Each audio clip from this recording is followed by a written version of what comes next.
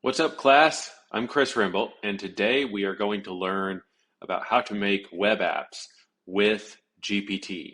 This is something I've been doing pretty much all week. I have already created 3 different web apps, and it's a lot of fun. So I'm going to show you some of the basic things. This is the basic class of how to do this.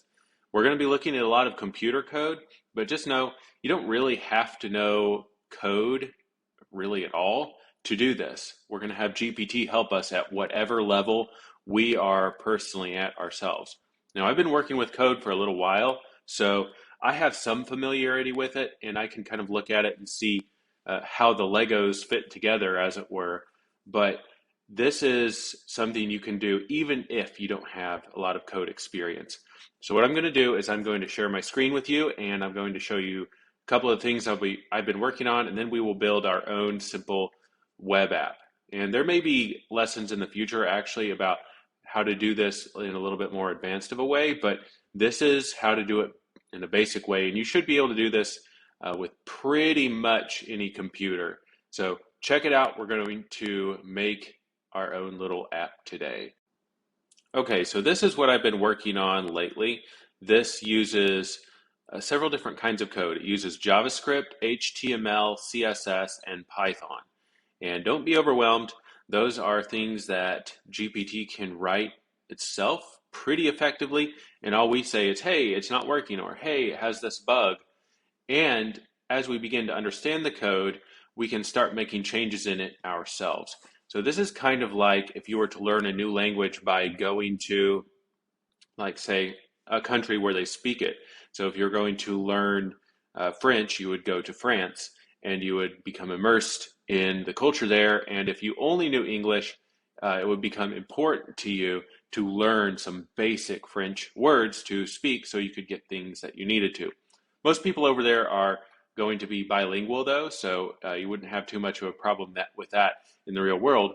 But some places, people just don't know the language that you already know. So that's where GPT comes in the code side of things. So if you don't know code at all, you can have GPT speak the code, and then you can copy and paste it into your code interpreters or your text editors or whatever it is that you're using for the code. And then you can run it on your machine. And if you get stuck or you don't know what you're doing, you just ask GPT. GPT is like your expert guide that if you were to go to France and people would only speak French to you, it's your guide that knows both French and English. And you're able to ask it in English, hey, so I'm really having this hard time describing that I want a croissant. And I know the word croissant, but how do I ask for 3 croissants?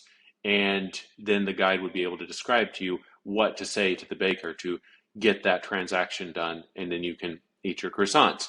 Well, our croissants today are pieces of code, and this is just some JavaScript, some HTML, and even some Python. We're not going to build something with this much going on in it today. This might be for a good future class, but this is how it runs. So on my computer, I have a file, or a folder, I should say, and here's some of my things that I've been working on. Here's some projects.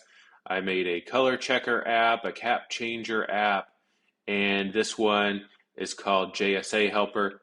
And what this does is it will give you the location of the nearest emergency services to a specific latitude and longitude. So I'm just going to demo this, and then we'll get into building something that is a little simpler. So I'm going to go into the terminal here, and I'm going to type Python 3 app.py, and this is telling the computer to go ahead and run the app that I have in Python here. So now I can open this HTML file, which is what we're looking at here. This right here, index.html. See that up here at the top here, index.html. That is this file right here, and we have it open in our editor. This app here is called Visual Studio Code. So if you're like, hey, how do I even get to the point where I have something that can run code on my machine? Visual Studio Code is what I use. It is free. It is pretty easy to use, actually, and you can add HTML files in it, which you can literally copy from GPT's output and paste it into Visual Studio Code here, and you can run it, save it, edit it, whatever you need to do. So what we're looking at here is what we're about to open up here. And this HTML file will just open as a web page in our browser. So we double click on it. And here is our code. This is a little bit buggy right now, honestly. This has run better before than it is right now. But what we're going to do is demo what it can do. So we're going to put in, let's put in 47 as our latitude, and we could put dot blah, blah, blah. We'll put 6 digits after it because that's what a latitude or longitude looks like. And we'll put in longitude of like 114 dot blah, blah, blah. And this should be up in the upper left corner of America, so the Pacific Northwest. And the reason I made this is because I actually helped one of my friends with a cell phone site servicing business, and they have to fill out paperwork every time they go in for safety that they check the nearest hospital, fire station, and police, and they actually have to get the phone numbers and names of the local hospital, fire station, and police before they can even begin work. And so it was my job as part of the crew to do this, and it was kind of tedious. So I built this app for them. I just went up there for a couple of weeks to help them with that, just to enjoy the Pacific Northwest and get some work done. But this is able to run these searches, right? So this is only returning one result here. It's possible that this latitude longitude is too far away from something. So what I'm going to do is go to maps.google.com. I'm going to type in, this is how you can get latitude longitude. So I'm going to type in Seattle, Washington, and I'm just going to click in here. And what we're going to do is we're going to grab these coordinates. So copy this and paste this. And by the way, if you were already on site at the cell phone tower, you could just click get location and it would pull your actual latitude, longitude of where you are right now just from your device. So I put that into the code and made that a usability feature. So again, this is just demoing an app that I built in one day using GPT. This was built in one day. So it's still got some issues, but we're going to run a search here. And here, this is a more real latitude and longitude than that fake one we put in earlier. But here are the first 3 hospital type places. And like we would probably pick this one. So we would just click copy name and then paste it into our paperwork, and then copy phone and paste that into our paperwork. And then here's the fire stations. And I also added into the code a distance and a direction so that this app doesn't keep you from kind of understanding how far away the fire department is or whatever, because some of these sites that I worked at were very remote. They were out in logging country, and the nearest one could be many miles away. So as you're filling out the paperwork, it's kind of nice to know that, oh, well, it's 12 miles away to the south to get fire services in here. And that's why I put this distance and direction. So this is all code that GPT and I wrote together, and it did not exist until yesterday. I built this yesterday. So this is a customization in here. This is a customization, putting the name in here. And so here is the Python code running here. It's running on a local server. And basically, in a very basic manner, what's going on here is I have an app on my computer in Python.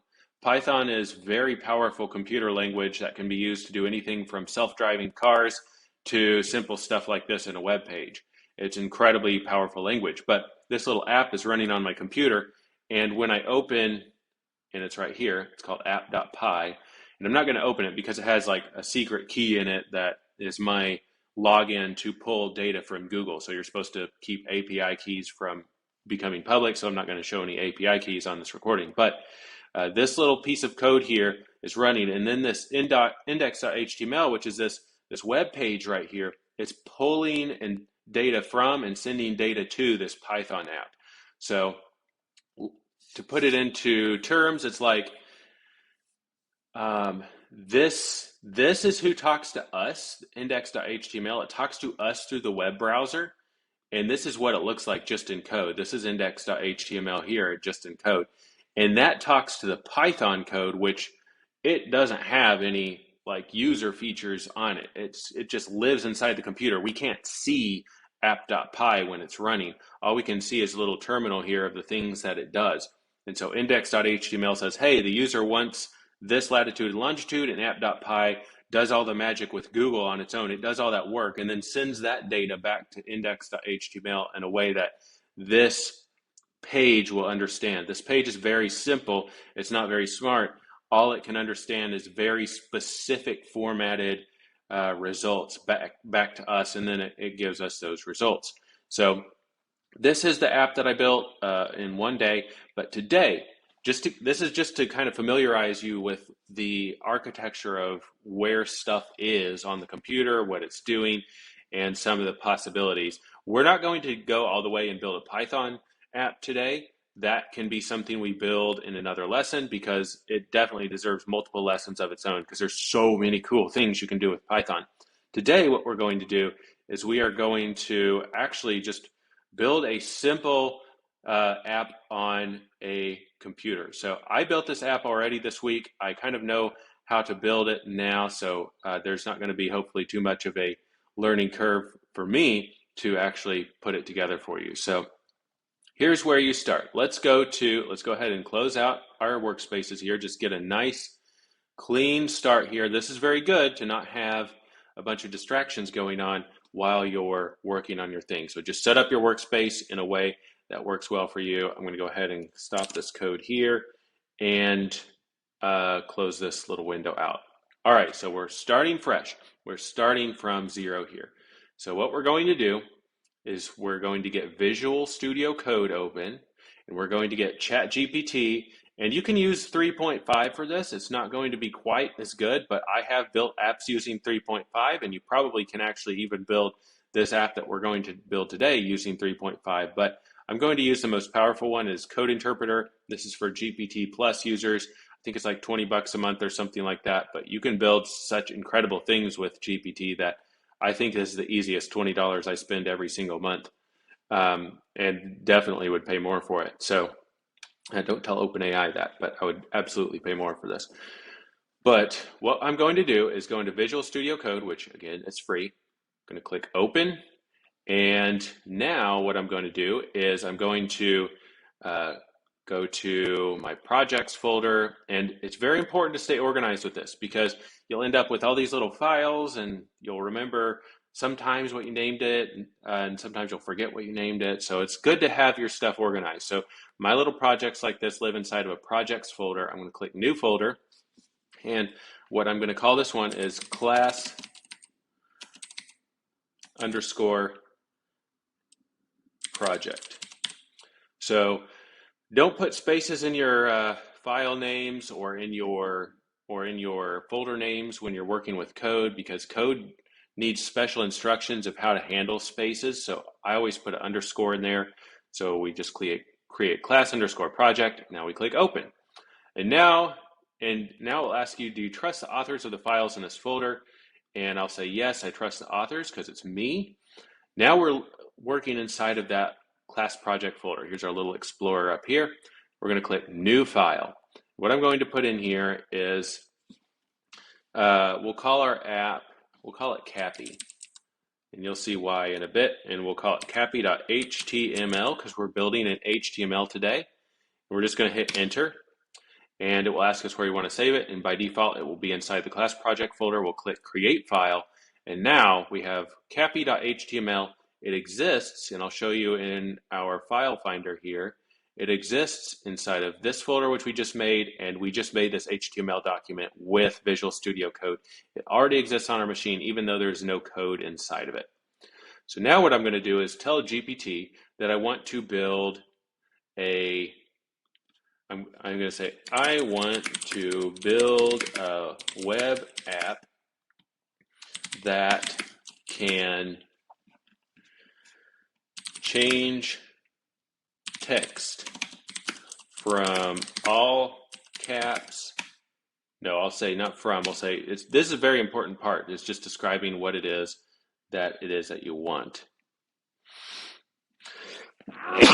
Woo, excuse me. Sorry about that. All right, so I want to build a web app that can change text between caps lock, all lower case, and alternating.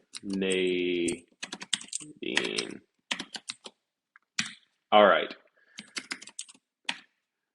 And I'm going to say, this is a part where you get to describe kind of what you want it to look like. And this will be fairly important. Like this, normally you'd have to do this in code, right? But we're going to tell GPT in English what it should look like. So that is a pretty big learning curve savings right there. So what we're going to say is, here is basically how it should look. Title, Cappy app. We'll call it Cappy app, and that's what is going to be on the title of our page.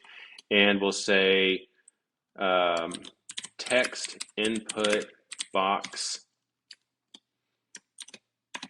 We'll say medium size. And then we'll say button, caps lock, button, and we'll say lowercase, and then we'll do button, alternating. And then we'll have the final button that's it's just button. And we'll see if it figures out what we mean by this. Like, this will be a test of its intelligence. Copy to clipboard. There we go. All right, so what we're going to do is ask for this, and I'll say, please give me the HTML, CSS, and I'll tell you what these all are, and JavaScript for this project. So what HTML is just like the code that is the basic structure of the web page. It's like, it says, hey, here's a button, or hey, here's a title. CSS is the part that says, okay, this HTML should look a little better than just the default button and the default title. It should have a font, it should have a shape, it should have a color, and CSS kind of describes the fonts, shapes, and colors. It makes it look nice. It looks a lot like HTML. And JavaScript is an actual little app that will do the work of changing between caps lock and lowercase and alternating and copy to clipboard. HTML doesn't know how to do that really. JavaScript does. So this is all working together. This is the structure. This is like the skeleton. This is CSS is the beauty, and JavaScript is the muscles. So let's see what this gives us. Often GPT will give these codes to you separately, and it can be kind of tricky to figure out how to integrate them all into one piece of code in your HTML file here, because remember, we're going to actually end up with just one file that runs all of this over here on our Visual Studio Code, and it's going to give us 3 chunks here. So, and it just does this often by default, even if you ask it not to. So once this finishes, we're going to take a quick look at the code, and then we're going to just ask it to integrate everything. And it tells us what all the buttons do, and cool. So this is our code. Here's the HTML. This is the entire HTML right here. This is our CSS. This is our styling. This is our muscle here, JavaScript. It's kind of the brains and the muscle of the code. So now what I'm going to do is say, please create a single integrated file with all of this code included. This little order here is going to save us a lot of trouble. And the more we do this, this has definitely happened for me. The more we do this, the more you understand, okay, here's where this is included, and okay, here's where the JavaScript goes, here's where the CSS goes. And it begins, it's kind of like starting to understand Legos when you're very young. You kind of understand how they can connect to each other, what each piece is for, what context they're often used in. This is very much like playing with Legos, honestly. But This is um, this is the code. And so I want to show you where it put everything. Here is the CSS. The one thing that you know where the CSS is this little tag style. And if there is, and code is always read by the computer from top to bottom and left to right. So it's like, okay, so I'm doing HTML. Okay, this is the head of the document. And then if there's an indent here, then it's like, okay, this stuff is all kind of all part of itself and it should be its own little instruction. So it moves to the right and it's like, okay, now we're thinking about a title, and then it moves to the right again. It's like, now we're thinking about CSS and here's what it should look like. It's like bumps it back. Okay. Now we're back to the whole web page here. And this is, all right, now this is the body of the web page. And then it's like, okay, here's the heading. And then we got button. And then script, that's the JavaScript. And it's like, okay, here's the things that these things do. So you notice here we have a caps lock button. It's mentioned down here in the JavaScript. So it says, okay, JavaScript, this caps lock button does this thing. And this is what it does. And these are little instructions that JavaScript knows what it means to run. And there's these little functions in here. So let's see if it works. Let's go ahead and click copy code. We'll come over here. We'll just Control V into here. Here it is in Visual Studio Code. We'll hit save, which is Command S on a Mac or Control S on a PC. And now it's saved. There's a little dot up here if you've done something that's not saved. So for example, if we hit a space up here, see that dot? That means it's not saved. So we'll just hit Command S. Now we go back to our HTML file here in our class project to cappy.html. Let's see if it runs, y'all. Cappy app, there it is. And these are not system default buttons. The CSS did make this look a little nicer for us. And now I'm going to, let's go ahead and grab a whole book and see if it can process a whole book. So I'm going to go to gutenberg.org. Let's go ahead and scroll down to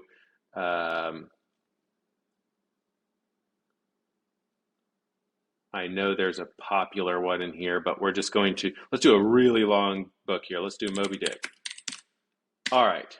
This is a book about a whale that's about as big as a whale. So we're going to click this, and then we're going to click plain text. And so this is just the whole book in our browser. Look how small this scroll bar is on the right. It's huge. So we're going to hit Command A, Command C, or Control if you're on a PC. And we're going to paste it in here. Look at this. We have a whole book in our app here. It's processing this entire book. Now, what we're going to do is we're going to click caps lock. Boom! All caps. Now we're reading it really loud. All right, now we click lowercase, and now we're reading it quiet. Now let's do alternating just for the memes. And that is alternating. It looks so sarcastic like this. All right, lowercase, caps lock. All right, let's do alternating, and we'll click copy to clipboard, see if that button works. And we'll just go into a browser window here and paste it. Yep, sure enough, we pasted the whole book into our address window here. Looks like it did actually kind of cut off here, but it actually, the copy button worked. So that is our app, guys. You can send this app to your friends, and if it's just a little HTML file, it will run on their machines too. Or you can put it on your own website like Squarespace or any other website. You can go in there and put custom HTML in there, and now you have a web app. And granted, this is a pretty basic one. Sometimes there are some people out there that need to switch from caps lock to lowercase or to alternating, or the one that gives me the most trouble, which I'll show you my version of this app. One that gives me the most trouble is just first letter capitalization of a sentence, just because sometimes it gets stuff wrong, like if it's after a quotation mark or something. So that's still a bug fix I'm working on, but let me go and rimbolt.com/cap changer. So this is my app here, and I did a little Mid-Journey image for it, put it in Canva, put a title in there, and what we're going to do is paste our stuff in there. And then we're going to do all caps, no caps, alternating, first caps. This one just capitalizes the first letter of each sentence and the letter I if it's standing alone. So notice this would be lowercase if we didn't put that logic in there. But getting the getting the first letter of things that are like a name capitalized is quite hard. That's something that will actually need natural language processing, which what that means is a AI. So if I were to capitalize um, all names and places in here, like American, to get this to automatically capitalize with natural caps, that would require an AI plugin. So I get to learn how to plug in the actual intelligence of GPT into this and run it through GPT and have GPT capitalize the things that need to be capitalized with that button. So that would be a very advanced case. And you'll find when you're building little apps like this that sometimes you will find yourself learning some super advanced stuff. So this is building apps with GPT. I hope you enjoyed it. I hope you actually try this. It's not that hard. So some of you might find this a little bit daunting, but as long as you can install Visual Studio Code and follow through step by step what we did in here, you can make your own app. And there are not very many people out there who have built their own apps before. It is a rare club, and if you can build an app, then you can get hired pretty much anywhere or do or work with pretty much any customer if you're an entrepreneur or somebody who wants a career. So being able to do this, having this in your portfolio of things you can do, having a demo of an app that you built is super powerful, and I would definitely recommend doing it. But thanks for watching. I'm Chris Rimble. This has been how to build your own web app with GPT. Love y'all. See you in the next one.